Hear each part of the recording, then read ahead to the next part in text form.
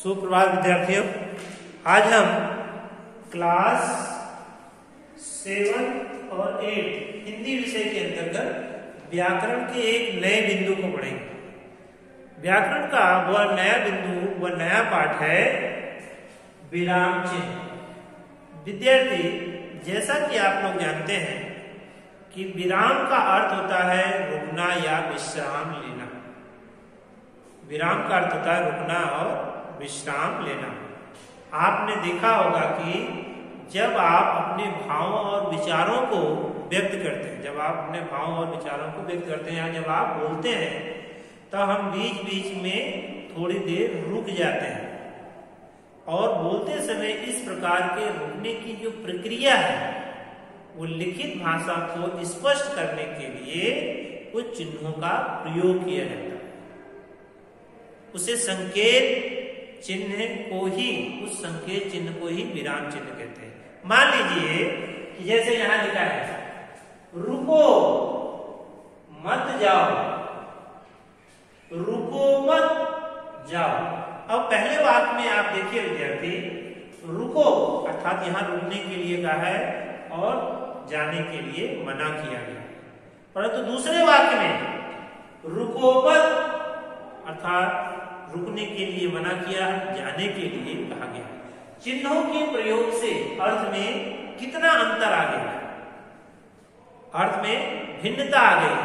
एक में जाने के लिए कहा गया है और दूसरे में रुकने के लिए कहा गया है। तो इस प्रकार चिन्हों के जो प्रयोग है, जो विराम है जहां लगाया जाता है, उसी को विराम चिन्ह कहते हैं। अर्थात विराम का अर्थ है रुकना या ठहरना। रुकना या ठहरना, लिखते समय जहां पर हम रुकते ठहरते हैं, कुछ ऐसे संकेत चिन्हों का प्रयोग किया जाता है जिससे अर्थ स्पष्ट हो।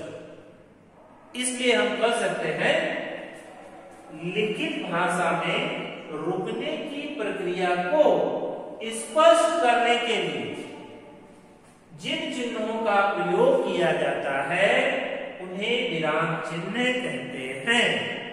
कि जब हम लिखित भाषा लिखते हैं तो उसमें जहां पर जिन चिन्हों का प्रयोग किया जाता है उन्हें ही हम क्या कहते हैं, विराम चिन्ह कहते हैं विद्यार्थी। जैसे होगा यहां पर देखिए रुको, रुकने के लिए कहा, मत जाओ मना किया गया। दूसरे वाक्य में रुको मत अर्थात तुम यहाँ एक पल के लिए मत रुको, जाओ। तो दोनों के चिन्हों का प्रयोग एक ही है, परंतु जहां लगेगा उसके अर्थ में परिवर्तन करेगा। उदाहरण के लिए आप कहां जा रहे हैं, अब यहाँ पर प्रश्न पूछा गया है तो प्रश्न सूचक चिन्ह का प्रयोग किया जाएगा। इसी प्रकार आपकी पाठ्य पुस्तक में हिंदी में कुछ प्रमुख चिन्हों का प्रयोग होता है जिसे हम यहाँ देखते हैं और उनके प्रयोग को जानेंगे। विद्यार्थी, हिंदी में यहाँ आपकी पाठ्य पुस्तक में कुछ 12 चिन्ह दिए गए हैं। 7th में जो है 11 चिन्ह दिए गए हैं। उन चिन्हों को पहले हम चिन्हों को जान लेते हैं, उनके नामों को जान लेते हैं, फिर उनके प्रयोगों को हम देखेंगे। जैसे अल्प विराम, अल्प विराम का मतलब होता है थोड़ी देर के लिए रुकना। उसका जो चिन्ह होगा अल्प विराम का कोमा, इस तरह। अर्ध विराम, अर्ध विराम पूर्ण विराम से थोड़ा कम, तो उसको कहेंगे अर्ध विराम। इस प्रकार का चिन्ह अर्ध विराम। पूर्ण विराम वाक्य के समाप्त होने पर वह प्रयोग किया जाएगा, उसको हम कहेंगे पूर्ण विराम। विस्मय बोधक, जहां आश्चर्य प्रकट किया जाता है जिस वाक्य में, तो वहां विस्मय बोधक चिन्हों का प्रयोग किया जाएगा। इस प्रकार प्रश्नवाचक चिन्ह, जैसे यहाँ भी प्रयोग किया गया है, तो वहां इसको हम कहेंगे प्रश्नवाचक चिन्ह। कोष्टक, कोष्टक विद्यार्थी 3 प्रकार के कोष्टक प्रयोग किए जाते हैं हिंदी में ज्यादातर। तो वहां पर कोष्टक ही ऐसा ऐसा ऐसा ऐसा या कभी कभी इस तरह का और इस तीनों प्रकार के कोष्टकों का प्रयोग किया जाता है। हिंदी में ज्यादा इस प्रकार के कोष्टक का प्रयोग होता है। अगला है निर्देशक चिन्ह। तो निर्देशक चिन्ह किसी को निर्देश देने के प्रयोग होता है इस प्रकार के निर्देश।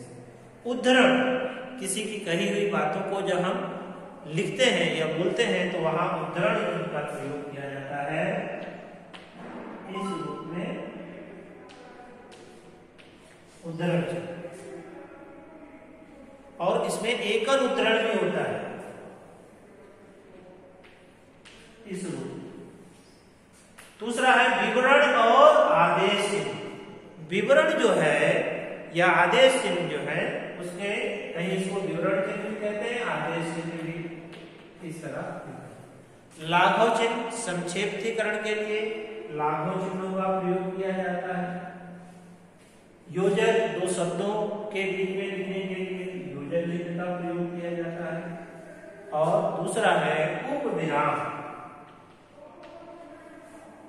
इस प्रकार विद्यार्थी ये आपके विराम चिन्ह, हिंदी के विराम चिन्ह है। हिंदी के विराम चिन्ह है जिनका हम लिखित भाषा में इनका हम प्रयोग करते हैं। धन्यवाद।